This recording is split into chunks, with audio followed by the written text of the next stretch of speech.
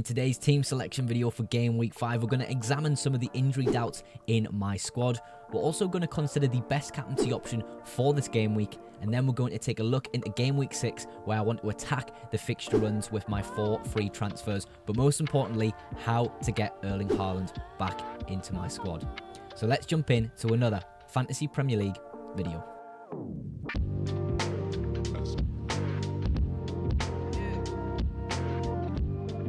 Now, straight away in the team, I have an interesting decision to make.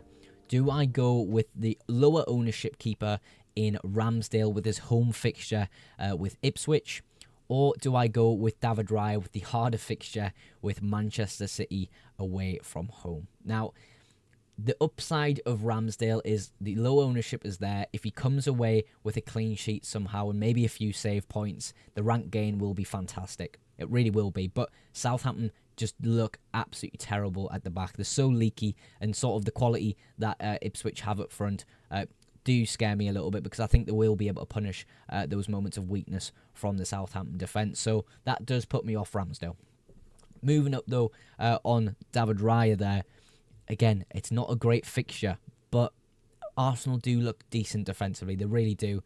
And I think what you have to consider, especially what we seen last week, was Spurs were limited to very low quality chances. They did have the chances in the game, don't get me wrong, but they weren't of high quality. And sort of David Raya built up the save points through that method of sort of feeding off sort of the chances that Spurs got, because they just weren't great chances at the end of the day.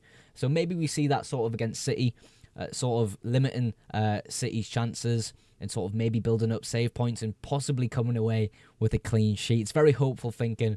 It is probably Arsenal's hardest fixture this season, obviously away from home against their fellow title challengers, Manchester City. So, yeah, and obviously you have to consider Erling Haaland you're playing against there as well. So, yeah, it's an interesting decision to make, but I think I will probably go with David Raya.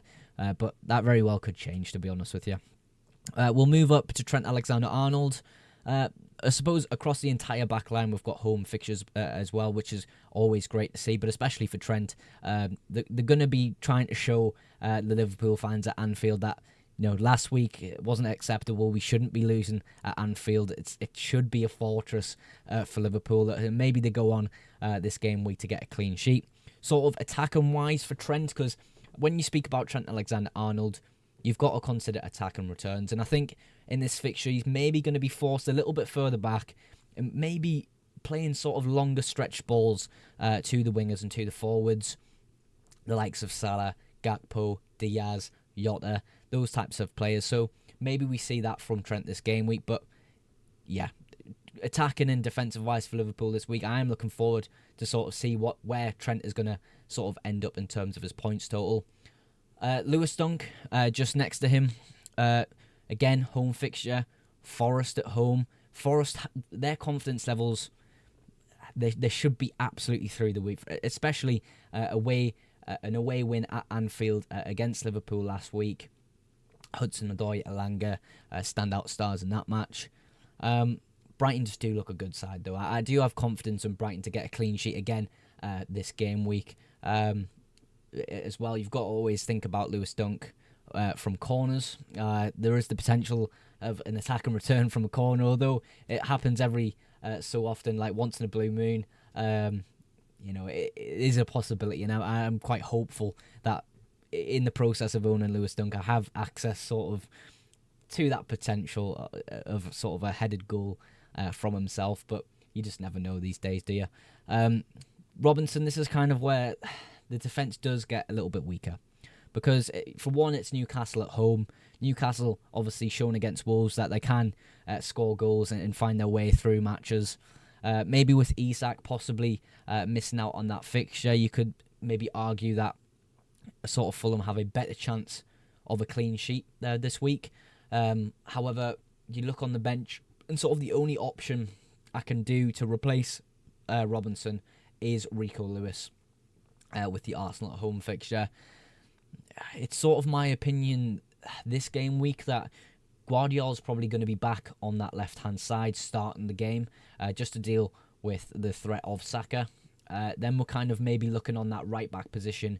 Who's going to start? Is it going to be Kyle Walker? is it going to be Rico Lewis?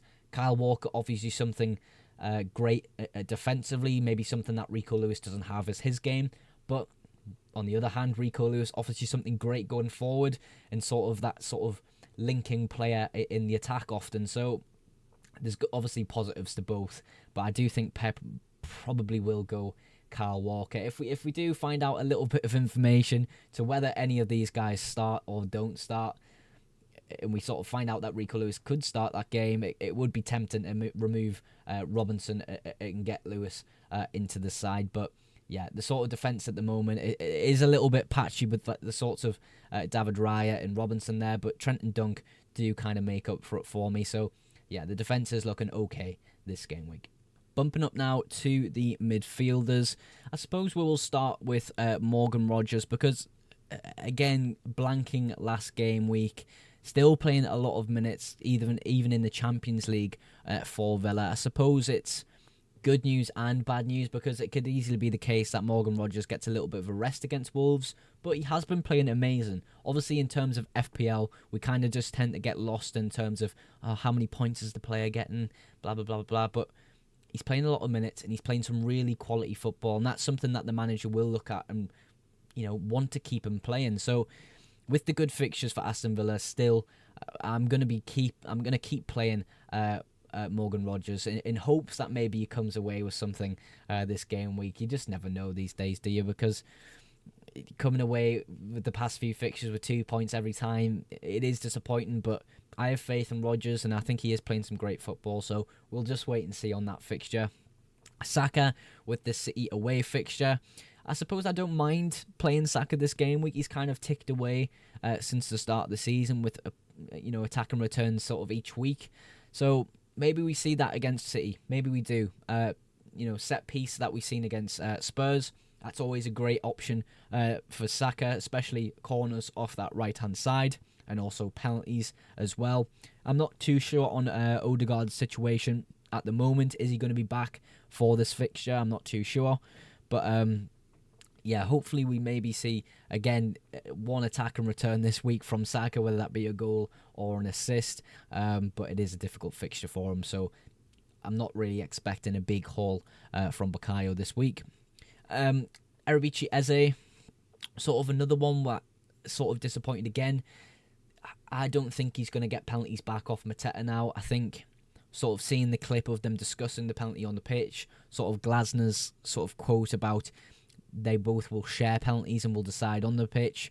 With Mateta's form he's been in and sort of goal scoring this past calendar year, I believe, I think Mateta is going to take the majority of penalties off Eze anyway. So you're still looking at a player with sort of good attacking numbers, sort of the ability in his belt to get hauls here and there. To home fixture, we'll see how he does this game week, and we'll sort of reassess in game week 6 to see if he does stay in the squad. Moving on, though, to the captain of the team in Mo Salah.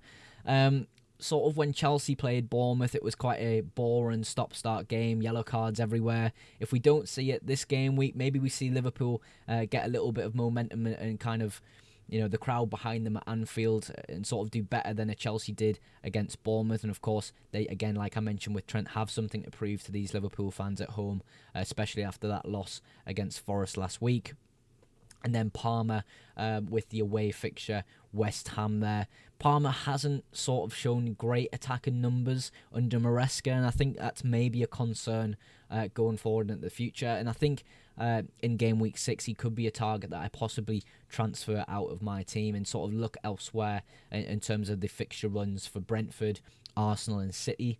But yeah, the midfield is looking decent. I suppose there's a few players there that I will evaluate once the week is over. Now, straight away with the forward line, I will say that Johan Wissa is out for months. You'll see him just above my head here, so he will remain on my bench. I got him at 6 million, he's 6.1 now, so I can afford to keep him on my bench for the time being. If it is the case that João Pedro here is unavailable for the game, when we find that out before the deadline, Wissa will probably be moved into a playing striker, the likes of Vardy, Dominic Solanke, Dominic Calvert-Lewin, those types of players around the sort of price point that I can maybe stretch to if I do 1 or 2 transfers. That could be a move I want to make, but I really do want to have the ability to have 4 free transfers next week in order to get Erling Haaland in. I will kind of showcase that at the end of the video. We'll quickly talk about the 2 starting strikers though. Ollie Watkins there sort of had a little bit of an issue in the Champions League, came off around 60 minutes, ice pack on his leg. So there was a quote somewhere from Emery that said sort of everything is okay. Sort of it was just his decision to swap him out for somebody else. So yeah, I'm okay playing Watkins this game week, and of course it is a decent fixture at home with Wolves.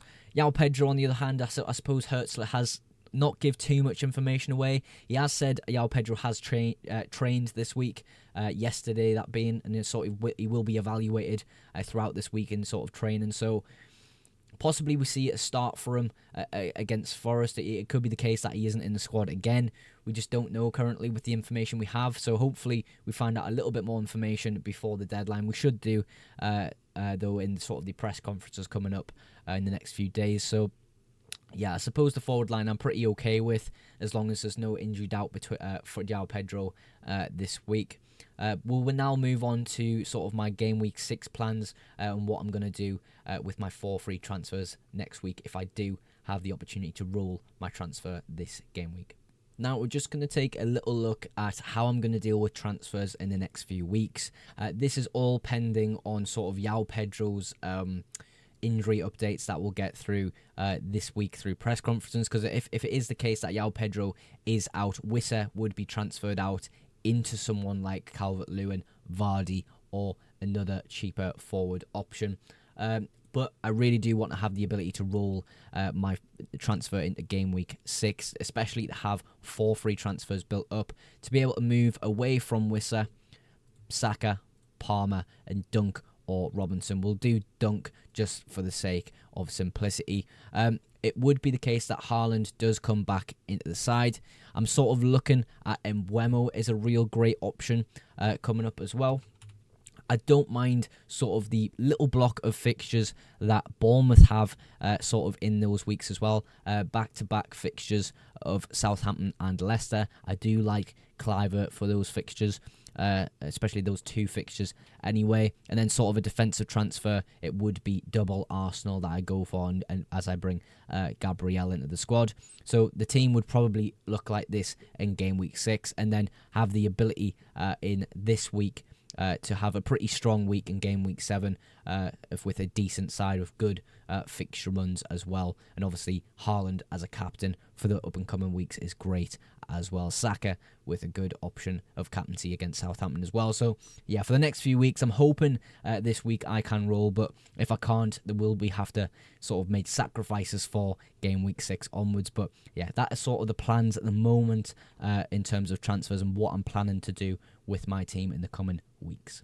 As always, to outro every single video, I like to give you guys at home a big thank you for watching the FPL Mugs YouTube channel. If you haven't subscribed to the channel yet and you have enjoyed today's video, please do consider dropping a sub on the FPL Mugs YouTube channel for weekly FPL videos and weekend deadline streams. But that is everything for today's video. Thank you again so much for watching, and I will catch you in the next one. Bye for now.